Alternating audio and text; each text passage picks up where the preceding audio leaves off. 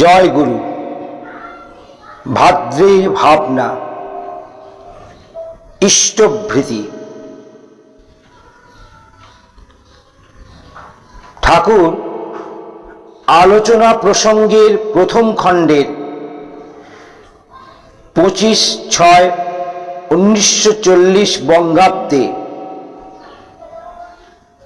বললেন, ইষ্টভৃতিতে পুরুষাকার ও দৈবের যোজন হয়।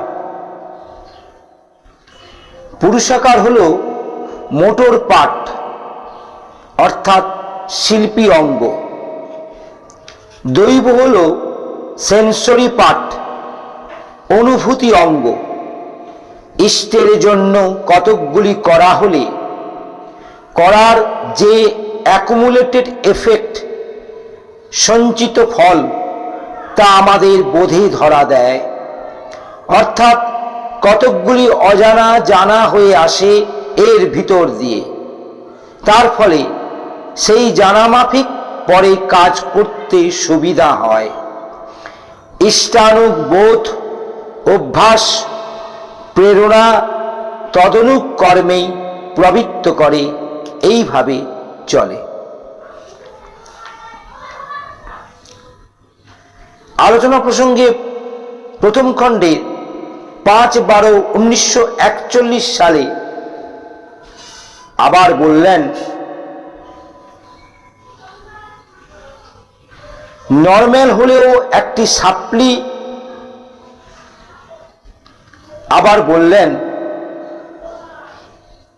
এক ভক্তের জিজ্ঞাসায় ভক্ত প্রশ্ন করেছিলেন, ইষ্টভৃতি কিছুদিন করলেই তো সহজ হয়ে যায়, খুব এফর্ট প্রচেষ্টা কিছু করতে হয় না, তাতে কি আমাদের উন্নতি হয়? ঠাকুর বললেন, নরম্যাল হলেও একটা সুপার ফ্লুইডিটি অফ এনার্জি, উদ্বৃত্ত শক্তি থেকেই যায় এবং সব কাজেই তার সাহায্য পাওয়া যায়।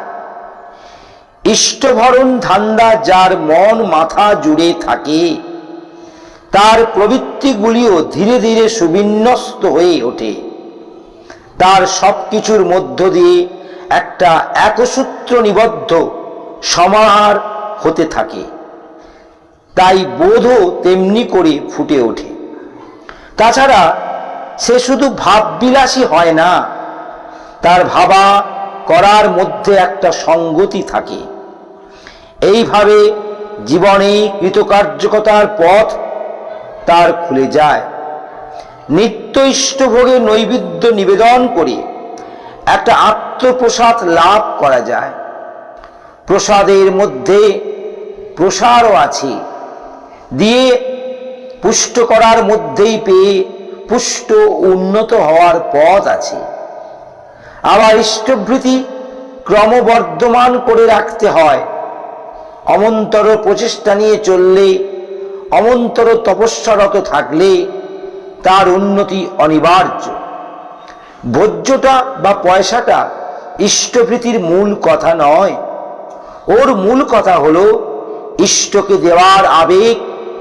তাকে না দিয়ে না খাইয়ে আমার ভালো লাগে না, তাই সর্বাগ্রে আমার তার সেবার প্রয়োজন।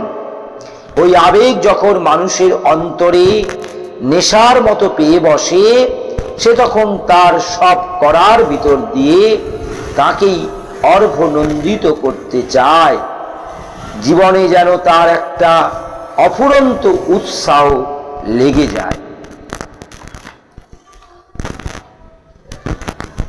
আলোচনা প্রসঙ্গে দ্বিতীয় খণ্ডে 21/12/1941 সালে একজন কথা প্রসঙ্গে বললেন ঠাকুরকে, ইষ্টভৃতির অঙ্গ হিসাবে ইষ্ট, ইষ্টভ্রাতা ও ভূতগণের জন্য 3টে আলাদা নৈবেদ্য রোজ বাস্তবভাবে নিবেদন করলে আমার মনে হয় ইষ্টভৃতি ঠিক হয়।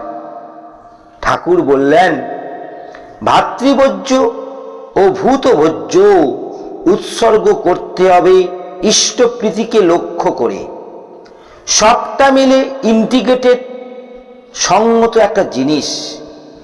নিজের ভরণের কথা ভাববার আগেই আমরা ভাবব আমাদের ইষ্ট, গুরুজন, গুরুভ্রাতা ও ভূতগণের ভরণের কথা, ও বাস্তবভাবে সেজন্য যতটা পারি করব। এর ভিতর দিয়েই আমাদের মগজে ঢোকে যে ইষ্ট সেবা ও ইষ্টার্থে পরিবেশের সেবাই আমাদের জীবনে মুখ্য। এই চিন্তাটা যদি আমাদের মাথায় ও আচরণে ঢোকে, তাহলে কিন্তু দারিদ্র, অযোগ্যতা ও অলক্ষ্মী আর সেখানে ঠাঁই পায় না। ইষ্টভৃতি তাই ধর্মের অর্থাৎ জীবন বৃদ্ধির একটা কর্নারস্টোন, প্রধান ভিত্তি প্রস্তর। ইষ্টভৃতি হিসাবে নিত্য ভোজ্য বা নৈবেদ্য উৎসর্গ করাই বিধি। তবে তা রাখা এবং ওই জিনিসই মাসান্তে ইষ্টস্থানে পৌঁছে দেবার বাস্তব অসুবিধা আছে। তাই ভোজ্যের অনুকল্পে পয়সা রাখা চলে। ইষ্টভৃতি করার সময় নিত্য ইষ্টভৃতি, ভূত ভোজ্য, ভাতৃভোজ্য যদি আলাদা করে আলাদা 3টে কৌটায় বা ন্যাগড়ায় বেঁধে ইয়ারমার্ক চিহ্নিত করে রাখো, তাতেও কোনো দোষ নেই। সারা মাসে যে বাবদ যেমন নিবেদিত হলো সেই অনুযায়ী মাসের শেষে দেবে। তবে স্মরণ রাখতে হবে ইষ্ট ভরণই মুখ্য, ওইটি গুঁড়ি, ভূতভোজ্য ও ভাতৃভোজ্য ওরই শাখা। শুধু ভূতভোজ্য বা ভাতৃভোজ্যের কোনো দাম নেই যদি একজন ইষ্টভৃতি না করে। ইষ্টভৃতির আনুষঙ্গিক হিসাবেই ভূতভোজ্য ও ভাতৃভোজ্য। অবশ্য ইষ্টভৃতির পূর্ণাঙ্গতার জন্য ভূতভোজ্য ও ভাতৃভোজ্য অবশ্য দেয়। 3টি আলাদা নৈবেদ্য উৎসর্গ করার প্রসঙ্গে আমি এত কথা বলেছি। আলাদা নিবেদন করা যেতে পারে বলে কেউ যেন মনে না করে যে ওইগুলি তুল্য মূল্যের। আলাদা হলেও আলাদা নয়, সবটা মিলে ইষ্টভৃতি পূর্ণ হয়, এই যা কথা। এবং ভাতৃভোজ্য ও ভূতভোজ্য ইষ্টভৃতি ও ইষ্টপ্রীতিকে লক্ষ্য করে প্রত্যেক 30 দিনের দিন দক্ষিণা ও সংগঠনে সহ ইষ্টভৃতি দেওয়াই বিধি। আগে ইষ্টভৃতি দিয়ে বা পাঠিয়ে তারপর ভাতৃভোজ্য, ভূতভোজ্য দানের কথা। আবার কেউ যদি ভাতৃভোজ্য, ভূতভোজ্য রোজ না রাখে এবং মাসের শেষে নিবেদিত ইষ্টার্ঘ পুরোপুরি ইষ্টস্থানে পাঠিয়ে আলাদা করে ওইটা দেয়, তাহলেও চলতে পারে। পরিবেশের সেবার ব্যাপারে আমরা যেন ওই কনসেন্ট্রিক অর্থাৎ সুকেন্দ্রিক ধাঁচটা অক্ষুণ্ণ রাখি। তাকেই বলে ইষ্টপ্রাণ সেবা। তার মাধ্যমেই মানুষকে সুকেন্দ্রিক করে তোলা যায়, ইষ্টপ্রাণ করে তোলা যায়। তাতেই মানুষ তরে যায়। নচেত মানুষের বৃত্তিতে তেল মালিশই করাই সার হয়। তুমি নিজেকে উজাড় করে দিয়েও কারো সত্যিকার কিছু করতে পারো না। তোমাকে সবাই এক্সপ্লয়েট, শোষণ করতে শুরু করে দেয় নিজের প্রবৃত্তি পোষণের জন্য। তাতে নিজের ও অন্যেরও খারাপ ছাড়া ভালো কিছু হয় না।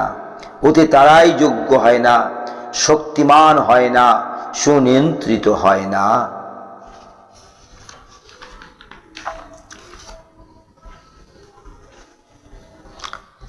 ঠাকুর আরেক জায়গায় আলোচনা প্রসঙ্গে 4র্থ খণ্ডে 1/1/1943 বঙ্গাব্দে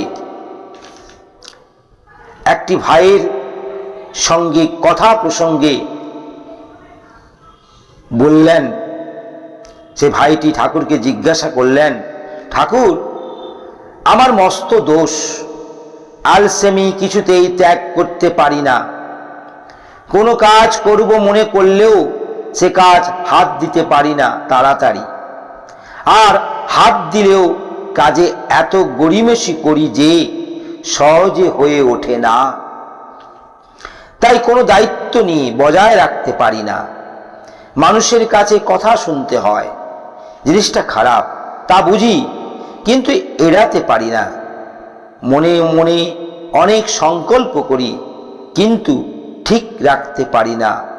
এ অবস্থায় আমি কি করব? ঠাকুর বললেন, তুই সকালে উঠিস কটার সময়? ভাইটি উত্তর দিলেন, 7টার পর।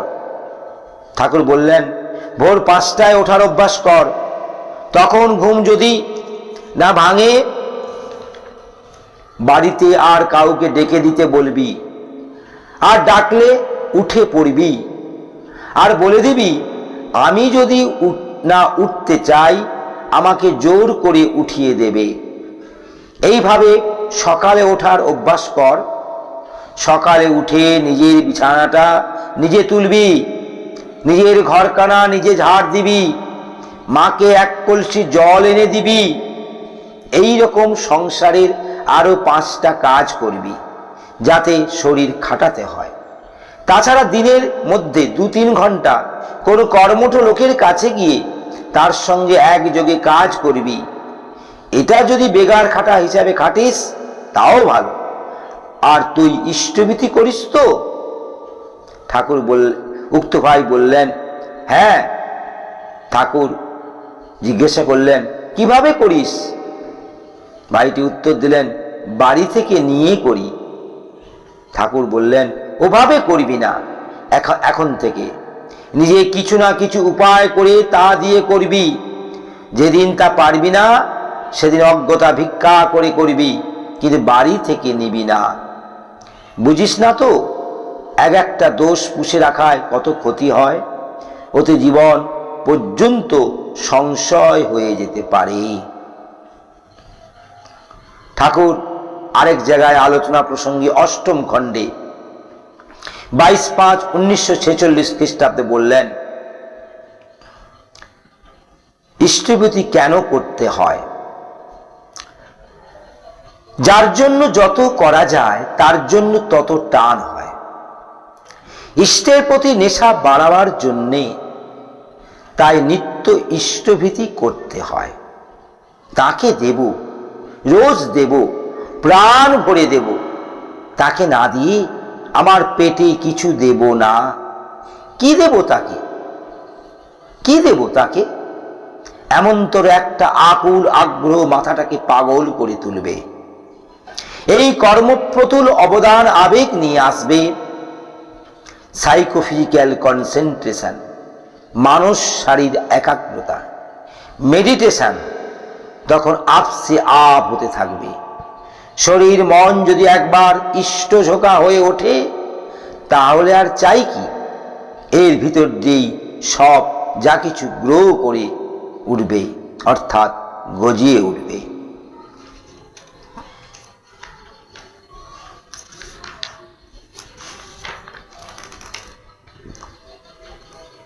আলোচনা প্রসঙ্গে 9ম খণ্ডে 7/12/1947 খ্রিস্টাব্দে ঠাকুর বললেন, ইষ্টভীতিতে অতিরিক্ত শক্তি সঞ্চিত হয়।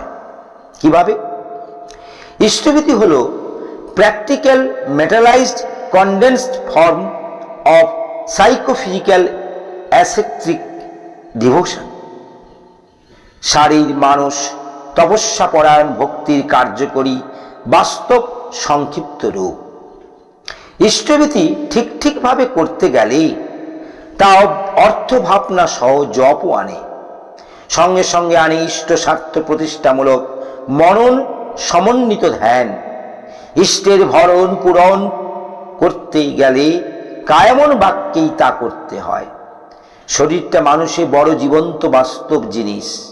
কোনো ব্যাপারে আগ্রহ সহকারে শরীরটাকে নিয়োজিত করলে মন বাক্য ও তার পিছু পিছু ছোটে। একটা মানুষ রোজ ভোরে উঠে যদি শুদ্ধাচারে ভক্তি ভরে ইষ্টভীতি করে তাহলে তার ভিতর দিয়ে এতখানি এক্সট্রা এনার্জি স্টোর হয় যে তার উপরে দাঁড়িয়ে সে সব বিপদ আপদকে ইজিলি ওভারকাম করতে পারে। অন্য মানুষ যেখানে ভেঙে পড়ে সেখানে সেই অটল হয়ে দাঁড়িয়ে থাকে।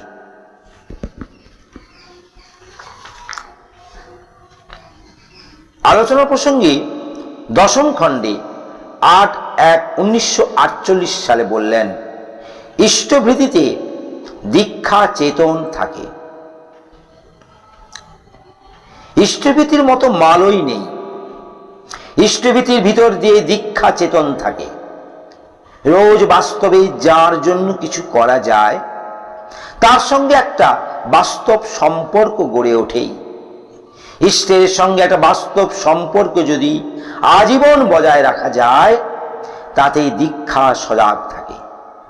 ওই সম্পর্কে অবলম্বন করে ধীরে ধীরে জীবনে পরিবর্তন আসতে থাকে। অবশ্য যদি নিত্য করণীয়গুলি আন্তরিকতা সহকারে করে চলা যায়। ইষ্টের জন্য বাস্তব দায়িত্ব গ্রহণের ব্যাপারটা প্রায় উঠেই গিয়েছিল। ওটা না থাকলে ধর্ম কিন্তু একটা ভাবলুতায় পর্যবসিত হয়, জীবনে বসে যায় না।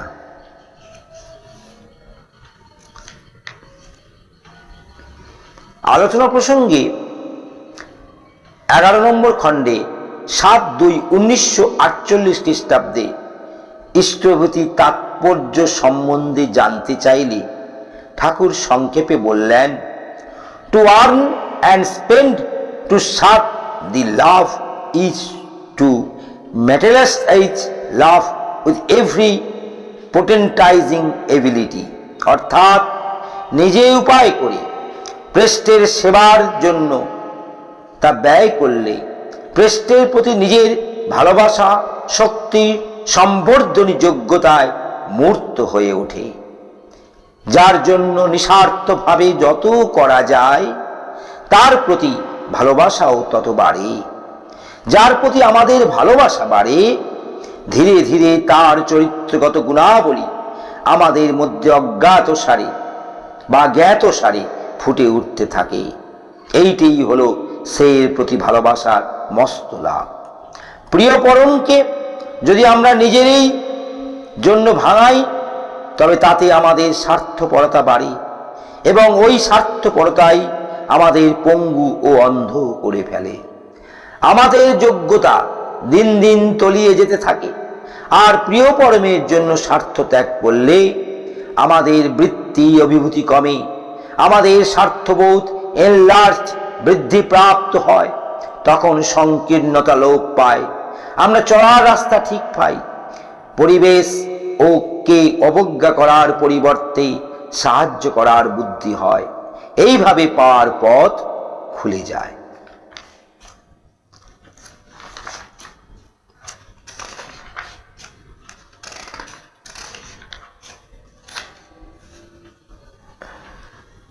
ইষ্টভৃতি সম্পর্কে আলোচনার পর 17 খণ্ডে 1949 সালে বললেন, ইষ্টভৃতি করা নিকুম্ভিলা যজ্ঞ করার মতো। ঠাকুর কথা প্রসঙ্গে একজনকে বললেন, ইষ্টভৃতির সুফল যে কত বলে শেষ করা যায় না। এতে অসম্ভব কাণ্ড ঘটে। যুদ্ধের সময় বার্মায়, কলকাতায় দাঙ্গায়, নোয়াখালীর গোলমালের সময় কত লোক ইষ্টভৃতি করার ফলে অসম্ভবভাবে বেঁচে গেছে তার হিসেব নেই। তাই বলে আমরা যদি ইষ্টভৃতির ফল সম্বন্ধে সন্দেহান হয়ে পরীক্ষা করতে যাই তাহলে কিন্তু ইষ্টভৃতি ঠিক করা হবে না। তাই ফলের দিক দিয়েও বঞ্চিত হব। স্পন্টেনিয়াস স্বতঃস্ফূর্ত আকুতি থেকে করাতেই ঠিক করা হয় এবং বিপদ আপদের সময় তার ফলটা টের পাওয়া যায়। ইষ্টভৃতি করলে বেরুলে নিকুম্ভিলা যজ্ঞ করে বেরুবার মতো হয়, তখন একেবারে ইনভিনসিবল অর্থাৎ অজেয়।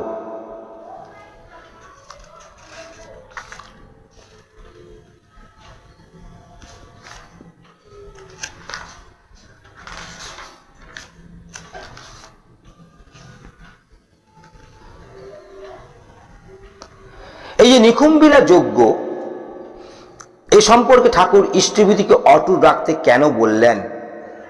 আলোচনা প্রসঙ্গে 21 খণ্ডে 24/11/1952 সালে তার উত্তর দিলেন। ইন্দ্রজিৎ ছিল অজেয়, তার মূল ছিল নিকুম্ভিলা যজ্ঞ।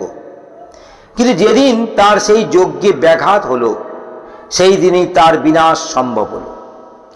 আমরা যদি তেমনি ইষ্টভীতিকে অটুট রাখি, তাহলে যেন রক্ষা কবচটা হতে থাকে এবং হাতে থাকে। ভোরে উঠে নাম ধ্যান ইষ্টভীতি করে বেরোনো লাগে, সেটা আয়ুধ স্বাস্থ্যদ সব দিক দিয়েই ভালো। আর ওইসব করে যখন বেরুলাম, তখন সে বেরুনো হয় তেমনি বেরুন, একেবারে শক্তি সমন্বিত হয়ে বের হয়ে যাওয়া।